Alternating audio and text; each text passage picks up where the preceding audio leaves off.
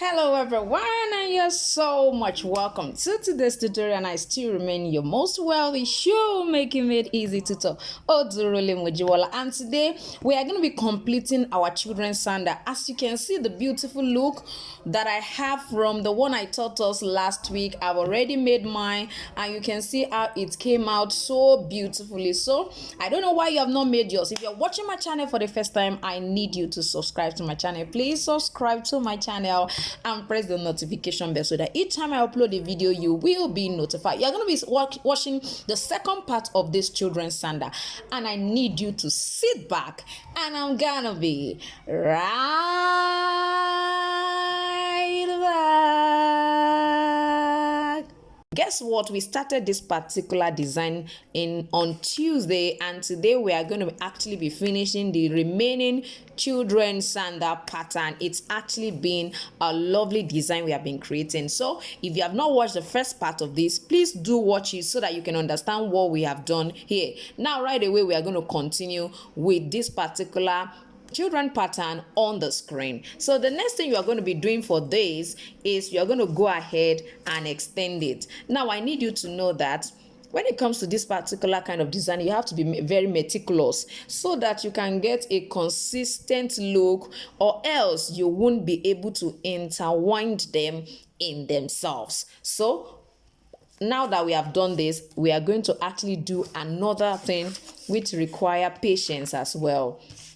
So I'm going to place my ruler and begin to extend. I'm going to be extending it by 1 centimeter. So you have to follow the curve.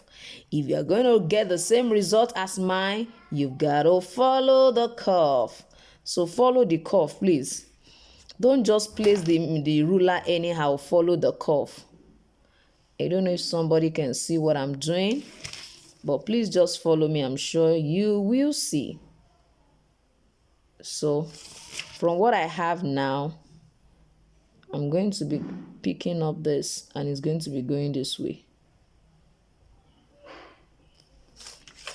I'm sure you can see that. I don't know if this is right. Okay, this isn't right. It's supposed to be curved here. So we are going to come to this side again and make it 1 centimeter. We are extending all around. Make sure your meter rule is aligning. You can see the way it aligns with the curve. Don't place it anyhow. So you see, I can easily curve that side like that. So I'm going to continue like that. Let me see how I can position this side. So I have this. So I'm going to come to this particular side. My one is here. My one is right here. So I'll continue. I have this here. Now I'm going to show us a simple trick with which you can actually achieve this. Now, this is not going to actually be, it's not going to have angle. You have to make it look more like a curve for us to achieve the design we are trying to create. So let it not be like this one. So please follow gently as I create the design. Now you can see what this look like. So for this process to be made simple, I'm going to try to actually trim this off, then begin to place it on it so that it will be easy for us when we are creating us. Because somebody is already wondering, when am I going to finish with this one? This woman don't get me crazy. No, I don't have the intention of getting you worked out with this particular design. But trust me, as long as you make it once, and you keep it quite well, you can use it for as long as you like. So I'm going to also trim the side.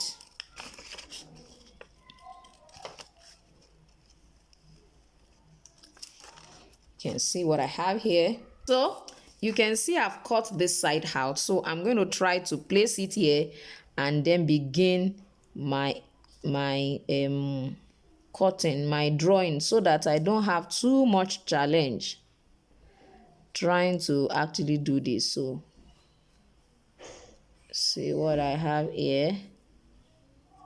So from what I have here, I'm going to also cut this out and trim this side out and continue to place it on themselves like that. If you want to take your time to actually extend it, you can do that. But for me, I see that this particular style tends to be faster. It tends to be very fast.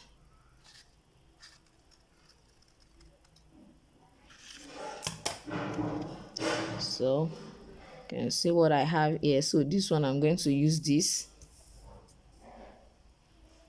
I'm going to use this to navigate the side so that at least can have a consistent look.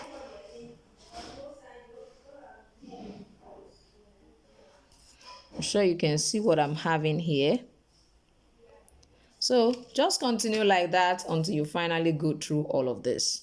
So I have already trimmed it out. So I'm just going to place it on a thicker cardboard so that it will be easy for me to use. Now, one thing that you need to do to achieve the beautiful pattern that we have on this particular children's sandal is you have to duplicate this. After cutting this out, place it on your cardboard and then cut another one out. Then I will show you how you can easily intertwine them and it will be looking like what you have. So let me trim this off, cut this another one, and then get back to us. So see what my intertwined one looks like. So let me quickly show us what I did. You can see, just need to insert them into themselves, and that is all. So you can see what I have.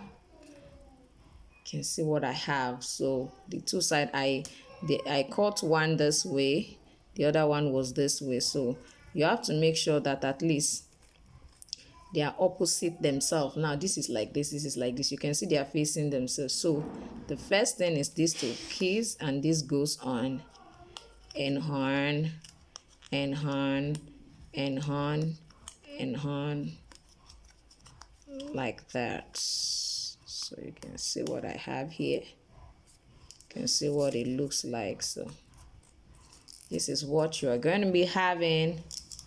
One here, another one will definitely be here, and then you can go ahead with your back strap depending on the size you are working with.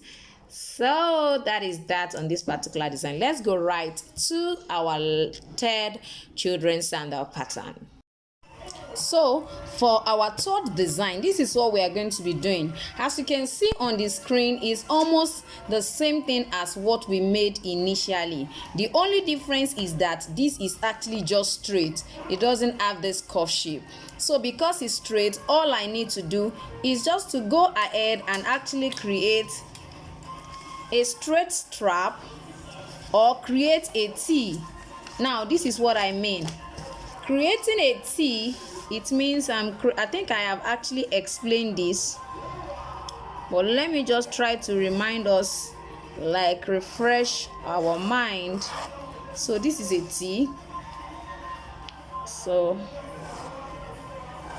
this is what we have, although that, of course, this is not as wide as this, but what we are just going to do, you can get a curve shape to achieve this. Also on this side, you can use the previous pattern to also create it. Just place it this way and use it to create. You can see what I have. So this is what we're going to be using, although of course it will not be as wide as this. It means I can decide to actually reduce this.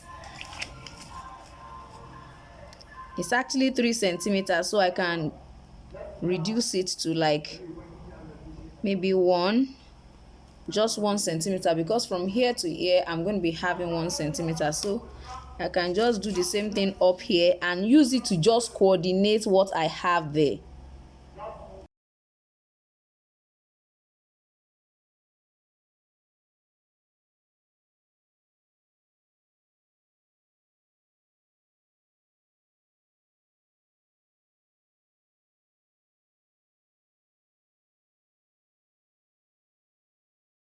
Now it depends on the size you're actually working with. You find out that this is quite wide for this particular size, so I'm going to reduce it to about 2 centimeters, so that by the time I want to create a strap for this particular side, it will not be too wide, you understand. So this is quite wide for this particular front, but if you love it that way, why not? It can be there.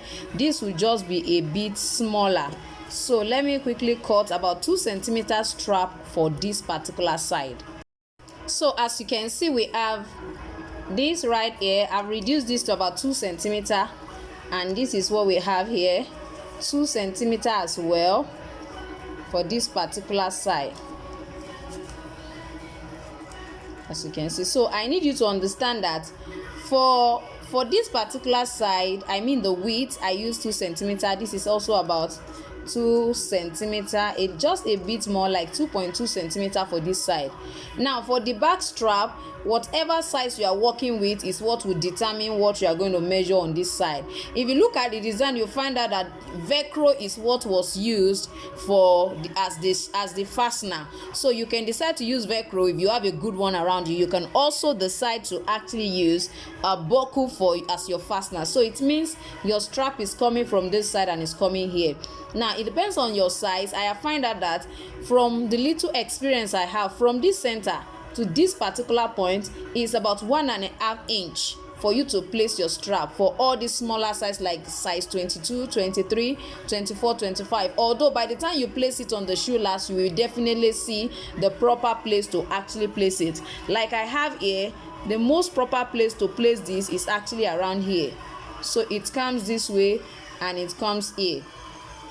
So from this place to this place is about 1.5 inches, and from here to here is about 1.75 of an inch, if that is what you want to use. I mean, if you need a measurement for that placement. But I would suggest that you go ahead and make use of your last, if you have one. If you don't have one, I think that's 1.75 inch and 1.5 inch will work for smaller sizes. Now for adults, I'm going to suggest you use about, from here, if you are working with, of course this is a children's sandal, so you wouldn't be needing actually an adult measurement for this. It's actually for children. So all you need to do is just to attach it, and you have this right here. So if it's buckle, attach your buckle this way, and then your little strap enters in. And if you are using a Velcro, of course you have to stitch your Velcro here and allow the little strap to fall on top of it. Now for the rows that we have, I've already showed us in the first part of this children's sandal tutorial how to actually the measurement you can use for the bow. Now when you want to position the bow, I will suggest that you do this for it to be very easy for you to work with.